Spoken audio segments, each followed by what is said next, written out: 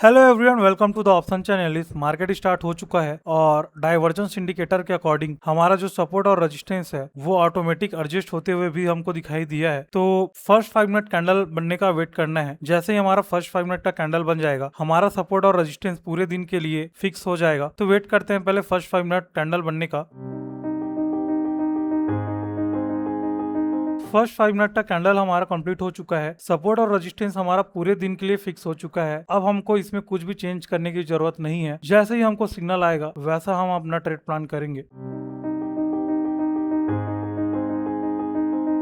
Market में resistance के काफी क्लोज है, तो यहाँ पे मैं स्ट्राइक प्राइस सेलेक्ट कर ले रहा हूँ। 24,250 का मैंने स्ट्राइक प्राइस को सेलेक्ट किया है, जिसका प्रीमियम अभी 50 रुपीज के आसपास चल रहा है। तो यहाँ पे मुझे सेल का सिग्नल भी आ चुका है दोस्तों, और यहाँ पे मेरा एंट्री भी हो चुका है, देख सकते हैं आप सभी। तो आज मैं एक ओटीएम को सेल किया हूँ, क्योंकि एक्सपायरी के दिन आईटीएम का डेल्टा काफी ज्यादा बढ़ चुका रहता है। तो छोटा छोटा मूव में प्रीमियम काफी ज्यादा मूव करता है। इसी वजह से मैंने एक ओटीएम को सेल किया है, केवल 50 रुपीज का प्रीमियम को सेल किया है। और रिस्क रिवॉर्ड हमारा वही रहेगा जो हम हमेशा रखते हैं, 30 पॉइंट का एसएल और 40 पॉइंट का टारगेट। अब दोनों में से जो भी हमारा हिट हो जाएगा वो हम लेके निकल जाएंगे। और दोस्तों, जिन्होंने मेरा लास्ट वीडियो को वॉच किया है और लाइक किया है, उनको दिल से बहुत बहुत धन्यवाद। और जिन्होंने कमेंट किया, स्पेशली रीना जी, तेजस जी, लोकेश जी, नीरज जी, राजेंद्र जी, चंदन जी, दीपंकर जी, प्रवीण जी, उपेंद्र जी, विनय जी, विनीत जी, अनिल जी, ऋषिराज जी, आप सभी का बहुत बहुत धन्यवाद, क्योंकि आप सभी के कमेंट से मुझे मोटिवेशन मिलता है और मैं रेगुलर वीडियो बना पाता हूँ। तो thank you so much comment करने के लिए। और बात करते करते सेम कैंडल ही हमारे फेवर में आ रहा है जिसमें हमने एंट्री किया था। तो यहाँ पे हमको 600 के आसपास प्रॉफिट देखने को मिल रहा है। तो वेट करेंगे। और यहाँ पे मैं अपना ब्रोकर चार्ट में भी अपना एसएल और टारगेट को लगा लिया हूँ, जो भी मेरा टारगेट है और एसएल है। क्योंकि ट्रेडिंग व्यू का चार्ट 5 सेकंड डिले रहता है, इसी वजह से मुझे ब्रोकर चार्ट में भी अपना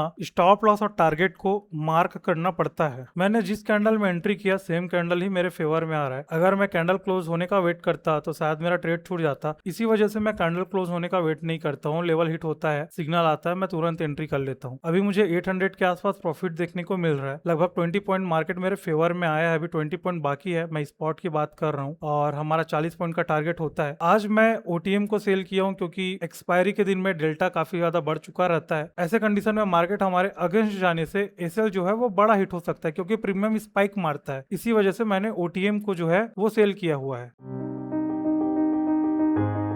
30 पॉइंट मार्केट मेरे फेवर में आ चुका है। लगभग 1000 के आसपास प्रॉफिट देखने को मिल रहा है। कैंडल में काफी अच्छा स्पाइक है। लगभग 1200 रुपए के आसपास हमको प्रॉफिट देखने को मिल रहा है। आज सेकंड कैंडल ही हमारा टारगेट के काफी क्लोज आ चुका है। जैसे यहाँ पे मेरा टारगेट हिट होगा दोस्तों, मैं अपना प्रॉफिट बुक करूंगा। टारगेट यहाँ पे मेरा हिट हो चुका है, तो दोस्तों मैं अपना प्रॉफिट बुक कर रहा हूँ अभी। और मैंने अपना प्रॉफिट बुक कर लिया। चलिए देखते हैं हमने इस ट्रेड में कितना प्रॉफिट बुक किया है। तो मैं 1200 रुपए के आसपास प्रॉफिट बुक किया हूँ। थोड़ा सा कम है, 1500 रुपए के आसपास मिलना चाहिए था, क्योंकि कैंडल काफी स्पाइक देते हुए हमारा टारगेट को हिट किया है। शायद मैं एक ओटीएम को लेके रखा था, इसी वजह से मुझे कम प्रॉफिट मिला है। अगर एक आईटीएम में होता तो डेफिनेटली काफी अच्छा प्रीमियम टूटता। बट ठीक है, प्रॉफिट तो प्रॉफिट है। हमारा 1200 रुपए का आज का प्रॉफिट हो चुका है। पहला टारगेट हमारा डन हो चुका है। अब हम दूसरे सिग्नल का वेट करेंगे। अगर मार्केट हमको दूसरा सिग्नल देता है तो दूसरा ट्रेड हम लेंगे। अगर नहीं देता है तो हम यहीं पे डे क्लोज कर देंगे। बाकी आप सभी बताइए कैसा लग रहा है आपको वीडियो। अगर वीडियो पसंद आ रहा होगा तो प्लीज वीडियो को लाइक कर देना, चैनल को सब्सक्राइब कर देना, और कमेंट में बताना कि कैसा लग रहा है वीडियो। और वीडियो को हाइप करना बिल्कुल भी मत भूलना दोस्तों, क्योंकि कमेंट के बगल में ही हाइप करने का ऑप्शन रहता है। तो एक बार वीडियो को हाइप कर देना, ताकि ज्यादा से ज्यादा ये वीडियो लोगों तक पहुंच सके। बाकी वेट करते हैं सेकंड सिग्नल के लिए।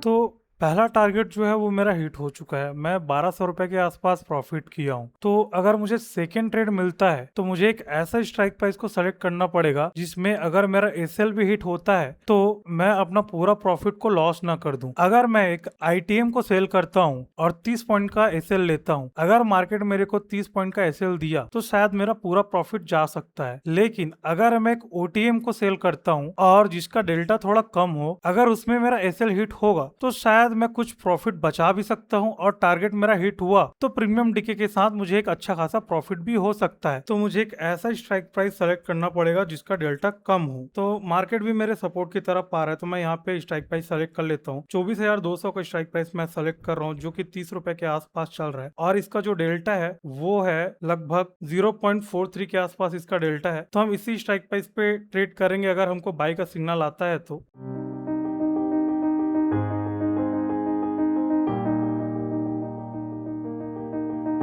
मार्केट मेरे सपोर्ट के पास पहुंच चुका है। 24,200 का मैंने पीए को सिलेक्ट किया हुआ है। तो यहाँ पे मैं एक लॉट पुट को सेल कर दिया हूँ। 34 में मेरा एंट्री लगा है और इंडिकेटर में आप देख सकते हो हमको बाई का भी सिग्नल आ चुका है। तो आप या तो टारगेट का वेट करेंगे या तो स्टॉप लॉस का वेट करेंगे। जो भी हमारा हिट होगा वो हम लेके निकल जाएंगे। यहाँ पे मार्केट हमारे अगेंस्ट जाते हुए दिखाई दे रहा है और पुट के प्रीमियम में काफी स्ट्रॉन्ग स्पाइक आ चुका है। तो यहाँ पे मैं फटाफट अपना स्टॉप लॉस लगा लेता हूँ ताकि हमको बड़ा लॉस ना हो। मार्केट पूरा मेरा प्लान का मजाक बनाते हुए मार्केट थोड़ा सा ही मेरे अगेंस्ट गया और प्रीमियम में काफी स्ट्रॉन्ग स्पाइक आ गया। ऐसे कंडीशन में अगर मेरा स्टॉप लॉस हिट होता है तो मैं शायद अपना प्रॉफिट को भी मैं लॉस कर दूं और शायद उसके बाद भी मैं लॉस कर जाऊंगा अगर मेरा एसएल हिट होता है। क्योंकि देखो थोड़ा सा ही मार्केट मेरे अगेंस्ट गया और मुझे 1000 के आसपास लॉस देखने को मिला है। केवल 7-8 पॉइंट मार्केट मेरा अगेंस्ट गया है और मेरा पूरा प्लान फेल हो चुका है। अच्छा खासा मैं सोचा था कि 1200 रुपए का प्रॉफिट में हूँ। एक ऐसा स्ट्राइक प्राइस को सेलेक्ट करूंगा जिसका डेल्टा कम हो, जिससे मेरा एसएल अगर हिट होता है तो कुछ प्रॉफिट मेरे पास रह जाए। बट मार्केट पूरा मेरा प्लान को डिस्ट्रॉय करते हुए और मेरे पे हंसते हुए केवल 7 पॉइंट मेरे अगेंस्ट गया और मैं लॉस में आ गया। अगर मार्केट मेरा एसएल हिट करता है तो मैं तो डेफिनेटली मेरा प्रॉफिट भी जाने वाला है और मैं लॉस में भी आने वाला हूँ।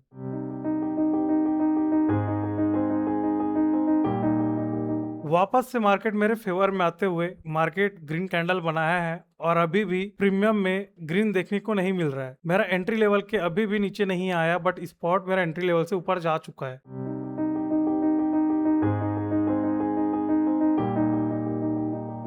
इस कैंडल को थोड़ा ध्यान देना। स्पॉट में 15 पॉइंट का मूव हुआ है बट आप प्रीमियम को देखना। प्रीमियम हमारा लगभग 17 पॉइंट के आसपास मूव किया है, मतलब कि बहुत स्ट्रॉन्ग स्पाइक था ये।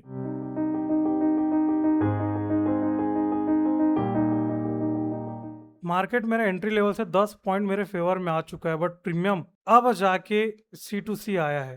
तो यहाँ पे देख सकते हो 10 पॉइंट मेरे फेवर में जा चुका है और प्रीमियम जो है वो बिल्कुल भी मूव नहीं कर रहा है। C2C अब देखने को मिला है। तो ऐसे कंडीशन में अगर मार्केट मेरे को टारगेट देता है तो मैं बहुत छोटा प्रॉफिट बुक करूंगा और अगर मेरा स्टॉप लॉस जाता है तो मैं बहुत बड़ा एसएल बुक कर सकता हूँ। तो अब ऐसे कंडीशन में मुझे क्या करना चाहिए प्लीज कमेंट में बताना। अगर आप मेरे जगह पे होते तो क्या करते? आप इस ट्रेड को होल्ड करते या फिर आप इसमें से कॉस्ट निकलते? क्योंकि टारगेट अब हमारा बहुत छोटा हो चुका है और एसएल हमारा बहुत बड़ा हो चुका है। ना तो हमको प्रीमियम डीके देखने को मिल रहा है बल्कि मार्केट हमारे फेवर में जा रहा है तो भी प्रीमियम हमारे फेवर में नहीं टूट रहा है। अब ऐसे कंडीशन में आप क्या करोगे? कमेंट में बताइएगा जरा।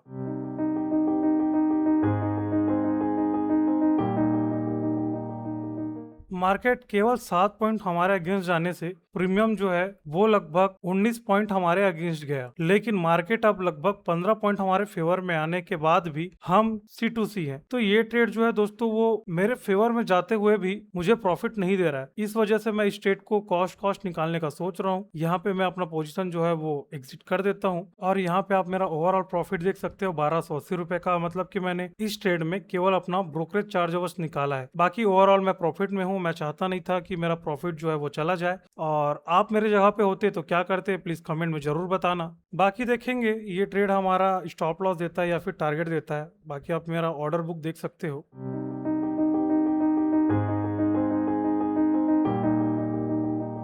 वैसे तो हम इस ट्रेड से एग्जिट कर चुके हैं फिर भी हम इसको वॉच करेंगे। 34.20 पे हमारा एंट्री था। देखते हैं क्या हमारा स्टॉप लॉस अगर हिट होता है तो कितना हम लॉस करेंगे और टारगेट हिट होता है तो हम कितना प्रॉफिट बुक करेंगे। 20 पॉइंट तो हमारे फेवर में जा चुका है बट प्रीमियम को अगर आप देखोगे तो केवल 1 रुपए ही हमारे फेवर में बढ़ा है। देखते हैं स्टॉप लॉस या फिर टारगेट क्या होता है।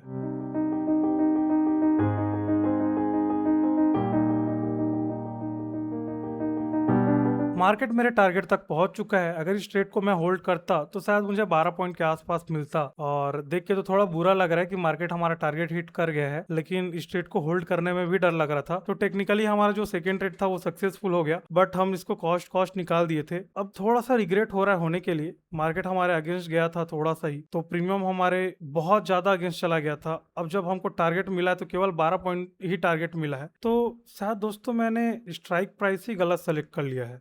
अगर एटीएम को मैं सेलेक्ट करता तो जहां से मैं एंट्री लिया हूं वहां से मार्केट मुझे 22 पॉइंट के आसपास प्रीमियम देता, ठीक है। लेकिन वही बात आ रही है फिर से कि अगर हमारा एसएल हिट होता तो इसमें भी 8 पॉइंट में ही 19 पॉइंट हमारे अगेंस्ट जा चुका था। तो समझ नहीं आ रहा है कि एक्सपायरी के दिन में एक्चुअल में क्या सही है। तो शायद जहां तक मुझे समझ आया कि हमने 30 रुपए का प्रीमियम को बाई किया, लेकिन मार्केट को गिरने के लिए हमने, टूटने के लिए हमने ज्यादा प्रीमियम दिया ही नहीं, क्योंकि मार्केट अगर 40 पॉइंट हमारे फेवर में जाता तो प्रीमियम 30 पॉइंट से कितना ही गिरता, है ना। और बढ़ने के लिए प्रीमियम के पास बहुत सारा जगह है, वो 30 से 100, 200, 300 भी हो सकता है, लेकिन टूटने के लिए केवल 30 पॉइंट ही गिरेगा। तो शायद इस वजह से भी हमने एक गलत डिसीजन लिया, और मान के चलो मार्केट अगर मेरे अगेंस्ट जाता तो मैं बड़ा लॉस भी कर लेता। तो ओवरऑल एक्सपायरी के दिन में सेम एक्सपायरी पे एज अ सेलर ट्रेड करना भी थोड़ा सा हानिकारक है। थोड़ा सा आप लॉस ज्यादा कर सकते हो अगर मार्केट आपके अगेंस्ट स्पाइक आ गया तो, और मार्केट आपके फेवर में चला गया तो आप शायद उतना प्रॉफिट नहीं बुक कर सकते। तो मैं सोच तो रहा हूँ कि नेक्स्ट एक्सपायरी पे मैं क्या करूंगा। जैसे आज एक्सपायरी है तो मैं ट्राई करूंगा कि नेक्स्ट एक्सपायरी पे ट्रेड करने का, ऐसा मैं सोच रहा हूँ। बाकी वो भी करके हम देखेंगे कि उसमें कैसा हमारा रिजल्ट आता है। और ये वीडियो अगर आपको पसंद आया हो तो प्लीज वीडियो को लाइक कर देना, चैनल को सब्सक्राइब कर देना, और कमेंट करके बताना कि ये वीडियो आपको कैसा लगा। बाकी मिलते हैं हम नेक्स्ट वीडियो पे guys, bye bye, see you soon.